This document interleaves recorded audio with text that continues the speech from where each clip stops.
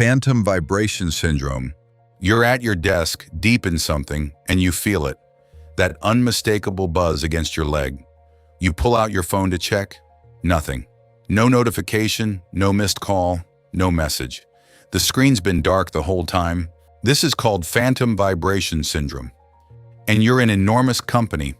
One widely cited study of undergraduates found that 89% of them had felt it at least once, and 40% had felt it within just the past week.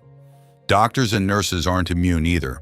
A study of hospital staff carrying pagers and phones through entire shifts found nearly 70% had experienced the exact same thing. One leading explanation is that it isn't really about your phone at all. It's about your nervous system. When you check your phone dozens of times a day, your brain starts treating any stray sensation near your pocket, a shifting waistband, a muscle twitch, fabric brushing your leg, as a candidate for that might be it. Your body isn't malfunctioning. It's pattern matching, the same way your ear might catch a word in random noise. The vibration was never there. Your attention just got there first. What makes it different from just being jumpy is that it fades the same way it arrived. Cut back on how often you check, and your nervous system stops bothering to flag every twitch as a possible text. Your phone didn't buzz, your attention did. False awakening loops. You wake up, you get out of bed, brush your teeth, maybe even start making coffee, moving through the whole ordinary shape of a morning. And then, somewhere in the middle of it, you wake up again. For real this time. The first waking never happened at all. This is called a false awakening, and it's one of the most commonly reported sleep experiences there is. Not some rare glitch, but something a huge number of people go through, some of them regularly, rather than as a one-off. What's actually happening is that your brain, still deep in REM sleep, assembles a dream out of the most familiar material it has available, your own routine. It's usually mundane on purpose, not surreal, because the mundane is exactly what makes it convincing. Sometimes the loop repeats, one false waking folding into another, each one feeling every bit as real as the last, until the actual waking finally breaks through. What makes it different from just a vivid dream is the conviction underneath it. You're not watching yourself sleep from some dream logic distance. For those few minutes, you genuinely believe the day has already started, coffee and all. You didn't wake up, you just dreamed that you did and then did it again. Blindsight. Imagine being told with total confidence that you cannot see anything in front of you, and being right. Your eyes work. Your brain just doesn't register any of it as sight. And yet, if someone asked you to point at something in that space you swear is empty, you'd point at it correctly, more often than random chance would allow. You'd have no idea how you knew. This is called blindsight, and it's real.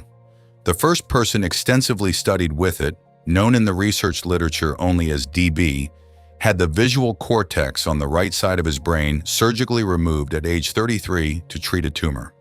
He lost conscious sight in part of his visual field completely. But when researchers, led by an Oxford psychologist starting in the 1970s, asked him to guess at objects placed in that blind region, he kept guessing right. What's actually happening is that vision doesn't travel through just one pathway in the brain. A second, older route can still carry basic visual information, motion, location, even emotional expressions on faces, straight to areas that guide behavior, completely bypassing the part that produces conscious awareness. DB wasn't lying about being blind. He genuinely couldn't see. Some part of him was still looking. The Mccollough Effect. Stare at a pattern of red and black stripes for a few minutes, then look at a plain black and white grid. It shouldn't do anything, but the white stripes will suddenly look faintly green.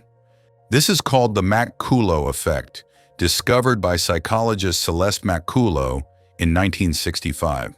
Ordinary color after images happen all the time and vanish within seconds. Stare at anything bright, look away, and the ghost image fades almost immediately. This one doesn't. In a landmark study by researchers Jones and Holding in 1975, participants who spent just 15 minutes looking at the colored stripes still saw the false color 85 days later. Nearly 3 months of ordinary life, and the effect hadn't washed out. The leading explanation is that this isn't fatigue at all, the way a normal afterimage is. It's learning. Somewhere in your visual system, a rule got written. This orientation of lines equals this color. And once it's written, it behaves less like an accident and more like a habit that refuses to be talked out of itself. Turn your head, change the stripes, and the color vanishes instantly. Your eyes didn't get tired. Your brain just learned something it never meant to keep. Exploding head syndrome. You're drifting off, right at that soft edge between awake and asleep when it happens. A sound like a bomb going off, or a gunshot, or a cymbal crashing directly inside your skull. You bolt upright, heart hammering. Nothing happened. The room is silent. There was never a sound at all. This is called exploding head syndrome. And despite the name, nothing is exploding and nothing is wrong with your brain's structure. It's also far more common than that alarming name suggests. Researchers who've studied it have found it shows up in a surprising number of otherwise perfectly healthy sleepers, most of whom assume they're the only one it's ever happened to. What's actually happening is thought to involve the brainstem's shutdown sequence as you fall asleep. Normally, your brain powers down hearing, vision, and motor control in an orderly sequence. Researchers believe that in exploding head syndrome, that sequence briefly misfires.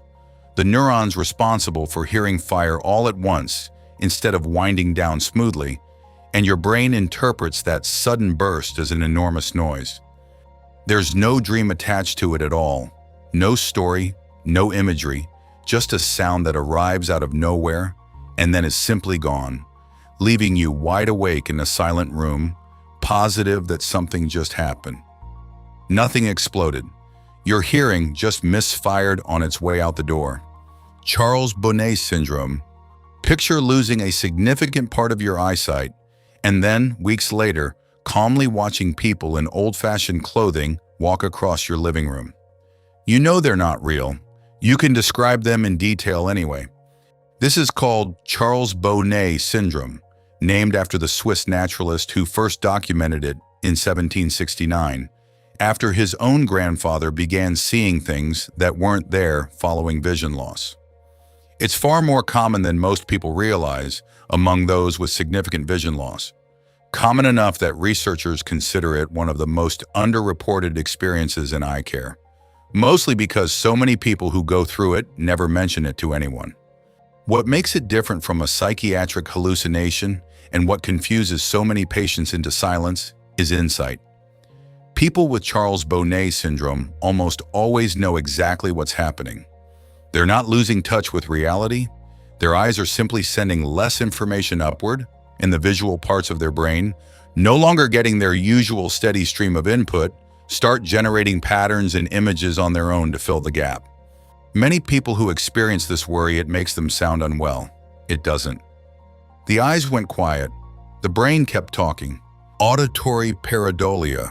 Play a recording of pure static and tell someone it might contain a hidden voice. They'll usually find one. Play the exact same static and say nothing, and far fewer people hear anything at all. This is called auditory pareidolia. Your brain locating language-like patterns inside sound that has no language in it whatsoever. In one 2015 study, researchers played identical ambiguous audio to two groups. The group told they were listening for paranormal voices heard something 48% of the time.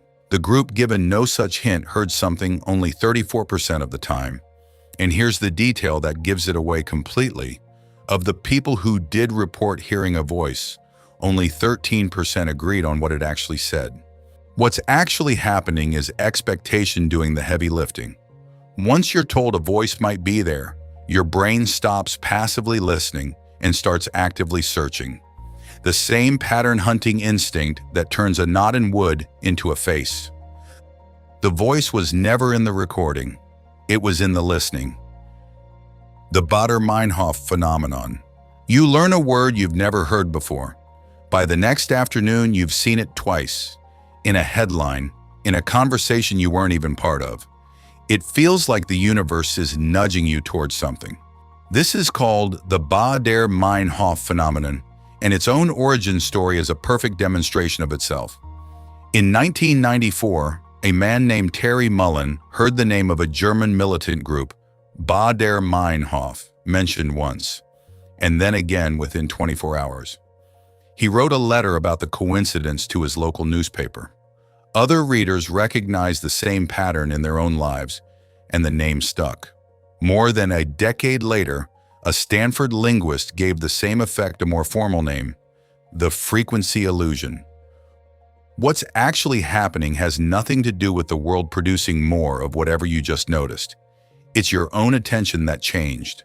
Once something becomes relevant to you, your brain starts flagging every match it comes across, while all the times it didn't appear pass by completely unlogged. Nothing in the world got louder. You just started listening for it. Drop a like on this video and subscribe for more.